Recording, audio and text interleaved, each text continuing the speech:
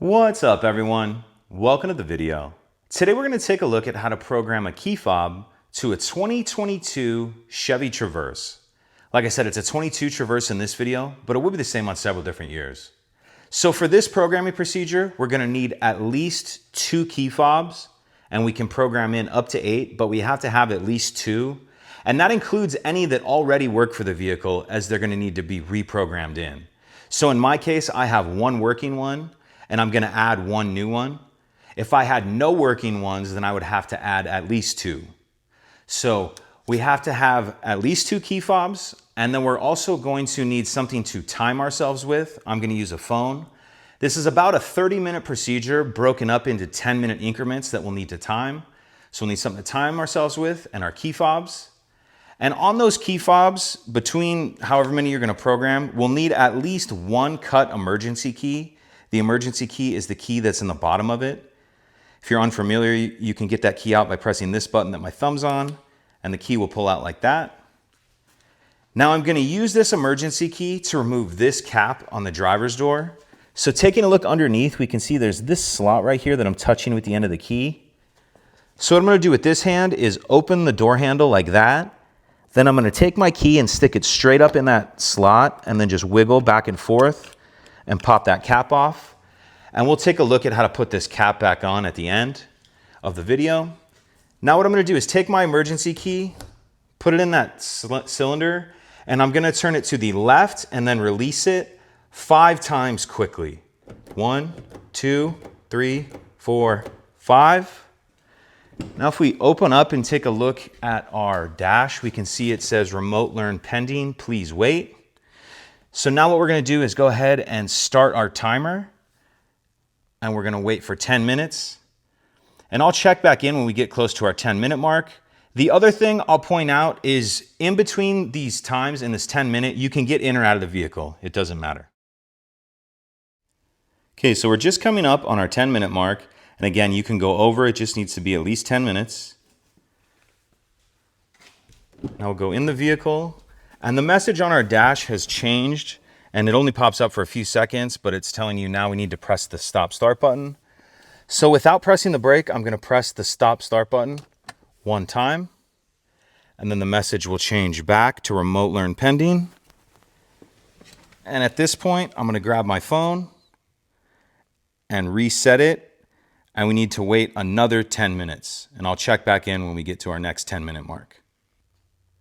So we're hitting our 10-minute mark for the second time. So we're going to get in the vehicle and do exactly what we did last time. So we get in, we notice the dash. This time, press engine start button. That's what we do. Without pressing the brake, I'll press the stop start button 1 time. And then our message goes back to remote learn pending, please wait. Now, one thing I will say is some vehicles only show these messages for a few seconds on the dash. So I would recommend going more off of the time rather than the messages. Just as a little tip, but we need to reset and start again for our 3rd and final 10-minute increment. So we're just hitting our 3rd and final 10-minute mark. So again, we need to come over here and press the stop start button.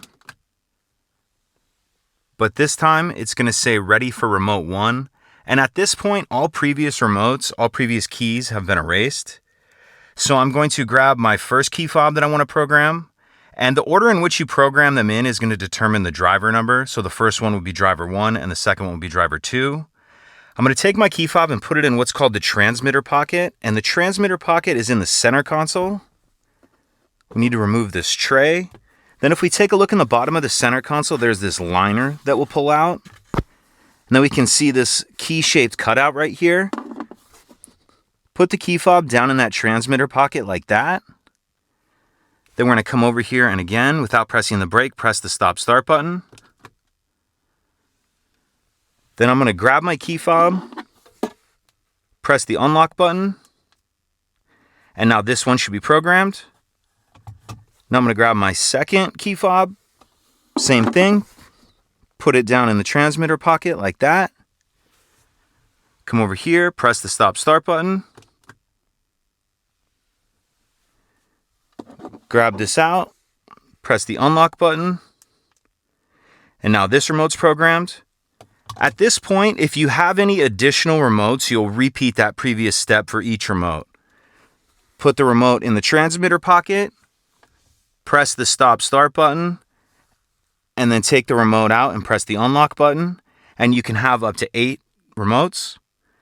Once we're done adding remotes, we're going to then exit programming mode. To do that, I'm going to press and hold down the stop-start button for 12 seconds. So press and hold that down.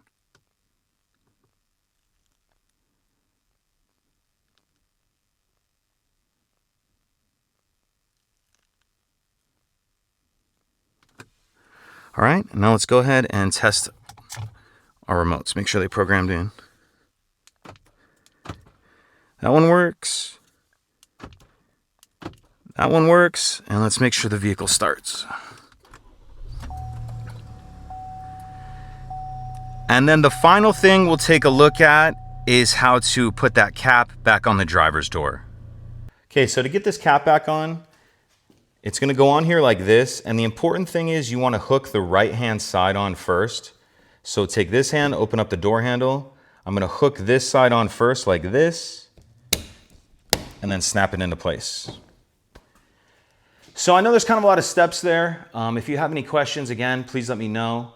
If you could take a second to like and subscribe, it helps us out, and I'd appreciate it. Thank you.